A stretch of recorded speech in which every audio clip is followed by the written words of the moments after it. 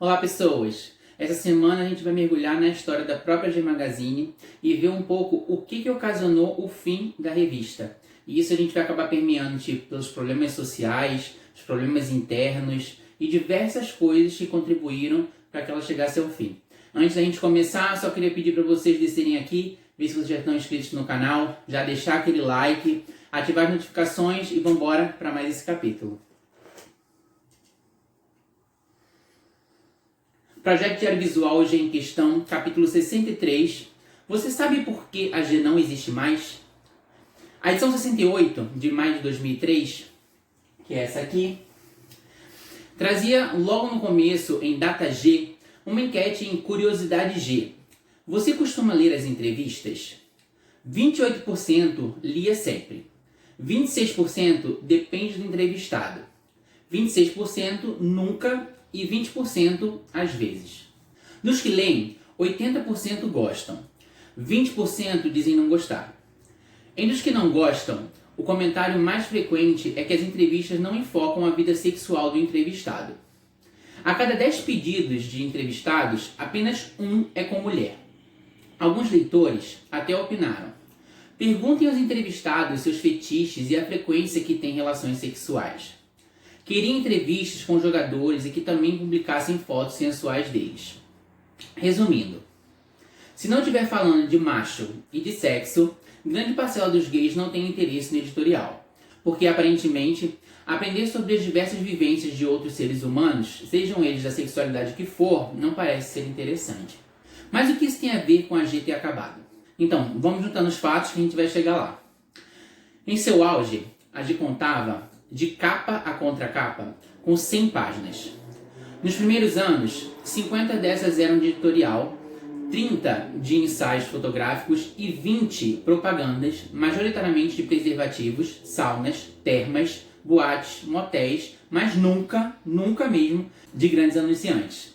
Com o passar dos anos, as páginas de editorial caíram para 45, de ensaios subiram para 40 e anúncios 15. Ainda sem grandes anunciantes. Mas aí você pode falar, grandes anunciantes não fazem revistas eróticas. Bom, a Playboy nunca teve problema com isso. Dia desses, eu estava vendo uma entrevista atual com o Marcelo Pique, falando sobre seu ensaio para G. E ele dizia que aceitou com tranquilidade fazer o ensaio nu pelo dinheiro e pela possibilidade de projeção, como acontecia com as artistas que saíam na capa da Playboy.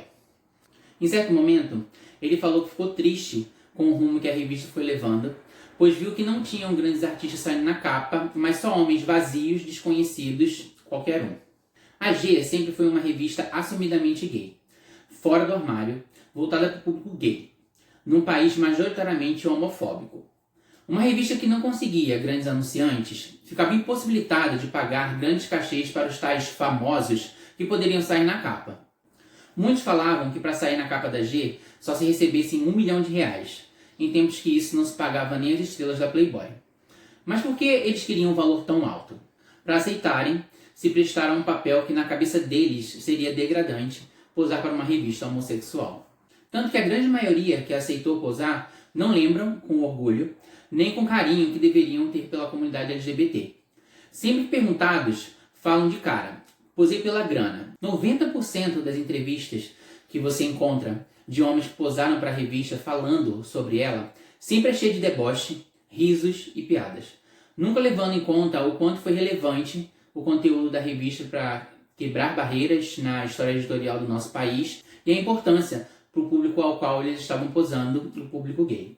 Sem muito interesse da comunidade pelo editorial. Sem grandes anunciantes para a editora ter um bom caixa para pagar os modelos, escritores, jornalistas, colunistas, doutores, fotógrafos e profissionais que criavam todo o conteúdo. Grandes artistas querendo cachês absurdos para correrem o risco de terem sua masculinidade questionada posando para uma revista gay. Junto a isso, veio a cereja do bolo, a popularidade e a facilidade do acesso à internet. No início dos anos 2000, prevendo que a internet seria algo de grande impacto na sociedade, ainda mais entre os gays, afinal, se você sofre homofobia do jornaleiro, melhor lugar que a internet para acessar a G não teria. A Ana Fadigas criou o G Online para ser um escape para quem não consumia a revista por medo ou simplesmente não se importava muito com o editorial, o que já parecia um padrão. Mas como a gente bem sabe, internet é terra sem muita lei. Então, para que as pessoas assinariam o G Online ou iriam às bancas comprar a edição fresquinha que acabou de sair do forno, se no dia seguinte diversos blogs já estavam espalhando todos os ensaios de graça? E reparem bem, ensaios de graça, nada de editorial, só os ensaios. Mais uma prova que a grande maioria só comprava por causa das fotos mesmo.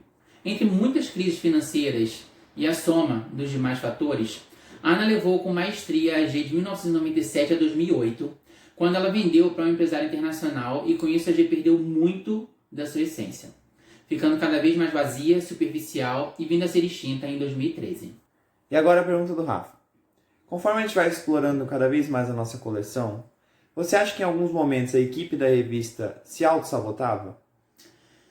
Olha, do meu ponto de vista, do nosso ponto de vista, que a gente acha muito importante o editorial, e também acha muito importante, pela revista ser erótica, não ter a necessidade de ser tudo sempre enfocado em relação ao próprio sexo, a gente fica desconfortável com diversas partes de entrevistas e com alguns realmente atos falhos da própria editoração. Um dos primeiros exemplos que a gente teve foi numa das primeiras revistas que a gente leu, que foi a do Gilson Machado, que é uma lá bem do começo, acho que é do primeiro aniversário da revista, que aparentemente o Gilson parecia ser um homem heterossexual que aceitou posar para a revista por causa de dinheiro. Mais um dentre tantos. E ele realmente tinha um padrão de corpo, vou até botar uma foto dele aqui para vocês verem, que era bem atraente ao público homossexual, porque ele tinha aquela dito cara de homem, corpo peludo, que parecia o mais másculo possível. E o modelo seria muito melhor aproveitado, coisa que eu acho que não aconteceu muito bem, como era o começo da revista, as fotos não ficaram tão legais quanto eu imaginei que poderiam ficar, com direção de arte e tudo.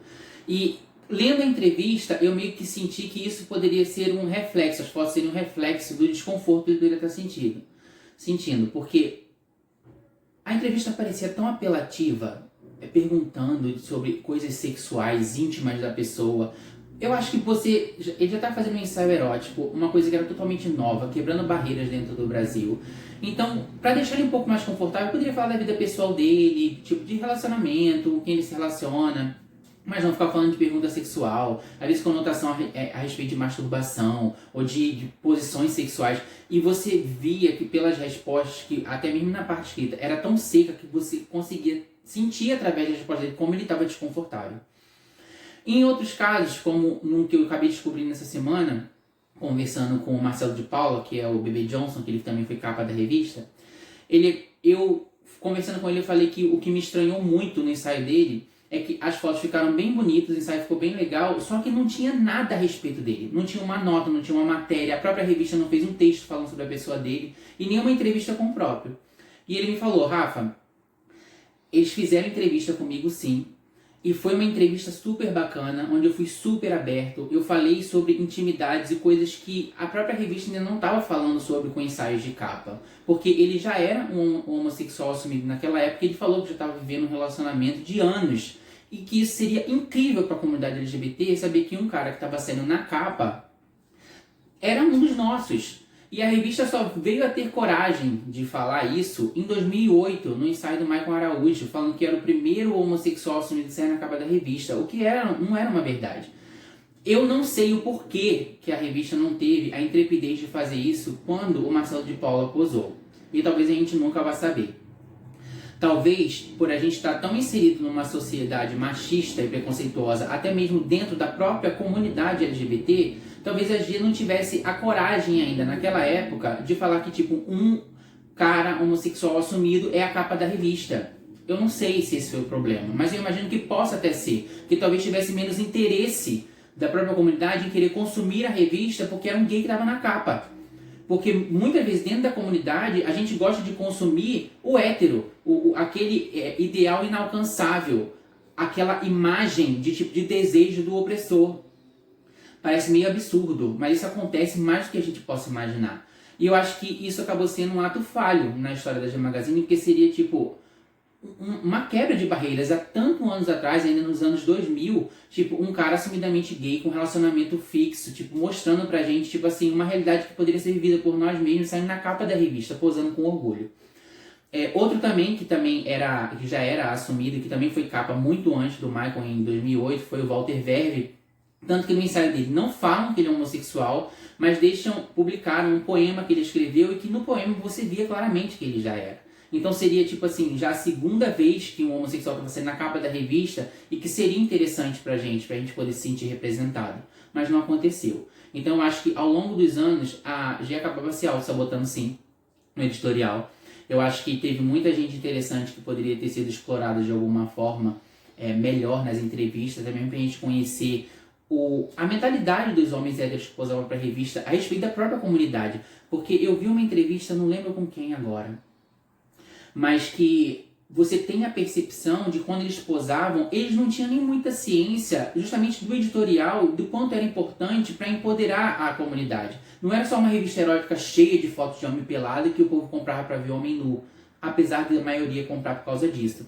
Mas eu acho que se os homens héteros que posassem sabiam o que eles estavam se propondo, bom, você está se propondo a posar para uma revista que tem um editorial rico para fazer os LGBT se sentirem cada vez mais representados, se você quer fazer parte desse projeto, eu acho que hoje em dia a mentalidade deles ao lembrar a terem posado para a revista seria completamente diferente. Mas eu acho que essa dinâmica não acontecia muito.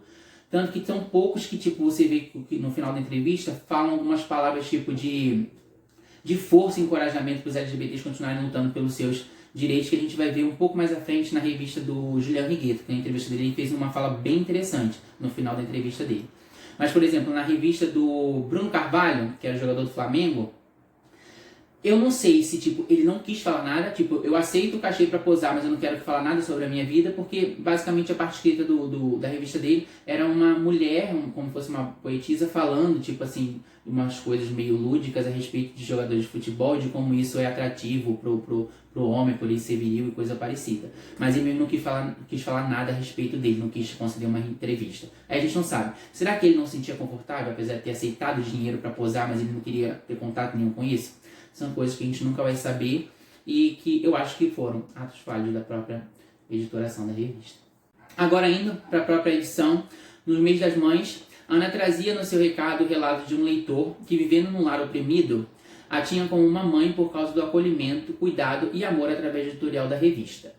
Venho agradecer por você existir, mãe, pois não sei o que seria de mim sem seus conselhos, sua ajuda espiritual, sem ter como direcionar meus desejos. Em Demônios e Demônias que nos habitam, Trevisan falava do quanto limitamos nossas experiências de vida quando não vivemos intensamente e igualmente nossos lados masculinos e femininos, a fim de nos conectarmos com a verdadeira essência de quem somos. Só elaborando bem nossa mulher interior, seremos perfeitamente masculinos, só elaborando bem seu homem interior, as mulheres serão perfeitamente femininas. A Nani fez mais um tricô bem-humorado, dessa vez com o DJ Mauro Borges, falando da sua carreira, vivências sexuais e sua fluidez em encontrar prazer com parceiros de todos os sexos. Em teste, a G levava o leitor a desvendar "Você cuida bem do seu aqué?" E para quem não sabe, aqué no meio é como a gente chama o dinheiro.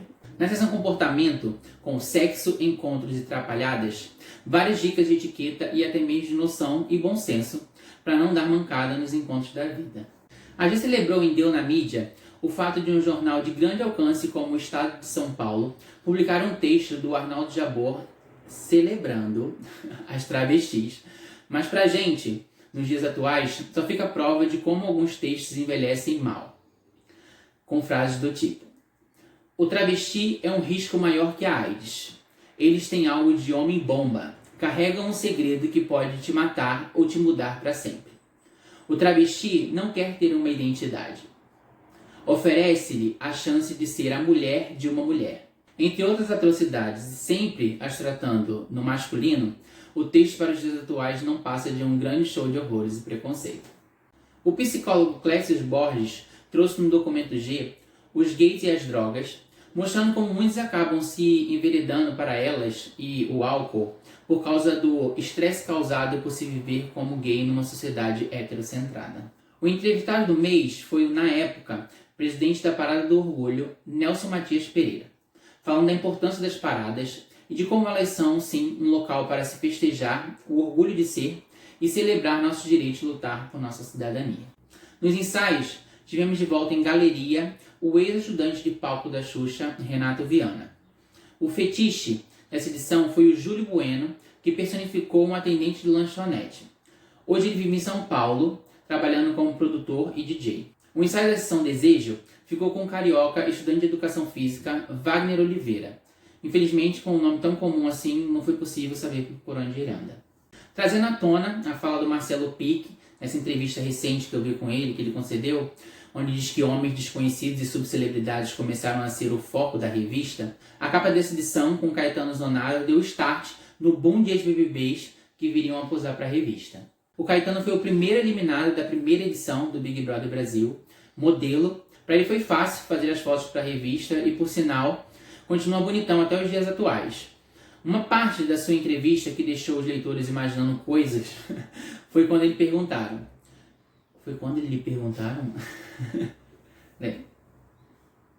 Uma parte dessa entrevista que deixou os leitores imaginando coisas foi quando lhe perguntaram. O escritor Paulo Coelho recentemente disse que quando adolescente teve brincadeiras sexuais com outro homem. Você também já teve? E a resposta dele foi, e quem não teve? E assim a gente termina mais esse capítulo. Então, gente, eu nunca tive contato assim direto para saber como e o que ocasionou o fim da revista com alguém que trabalhava lá dentro dela mesmo, né? A única pessoa que eu conversei foi o Vander, que já foi capa da revista, e quando a Ana vendeu ela em 2008, ele começou a cuidar mais dos ensaios principais, porque ele também era fotógrafo, e também cuidou um pouco da parte do design e editoração da revista. Ele falou que realmente, depois que a Ana vendeu, a revista ficou num declínio até ela terminar em 2013. Mas os fatores e os pontos chaves que levaram ela a fechar ficou aqui mais numa interpretação livre minha de entender esses pontos que realmente acabam fazendo que uma empresa não consiga caminhar, porque são esses fatores todos combinados que fazem alguma coisa dar certo. E a tecnologia contribuiu muito, né, para que a revista acabasse não se popularizando mais, tendo tanta venda como ela tinha no começo, porque o acesso ficou muito fácil e as editorações e as revistas impressas em si como um todo acabaram declinando, não só no país, né, eu acho que no mundo inteiro. Mas aqui eu quis levantar esses pontos de como cada pequena coisa foi contribuindo ao longo dos anos para que houvesse esse declínio e a revista acabasse. E eu espero que vocês tenham entendido e gostado dessa recapitulação aí. Espero que vocês tenham gostado do capítulo, das outras temáticas também, e espero contar com vocês na semana que vem. Mas antes de ir embora, não esquece de descer aqui, se inscrever no canal, deixar aquele like, porque eu acho que para quem curtir a história da revista, esse capítulo foi bem interessante, para saber um pouco mais da história dela e do que acabou levando ela à ruína, né, ao fim. Ative as notificações, vou deixar meu Instagram aqui embaixo, se vocês quiserem lá, interagir por lá também. De vez em quando nos stories estou fazendo alguma coisa para trazer uns conteúdos aqui para o canal. Comenta bastante, compartilha esse vídeo e a gente se vê na semana que vem. Até já já!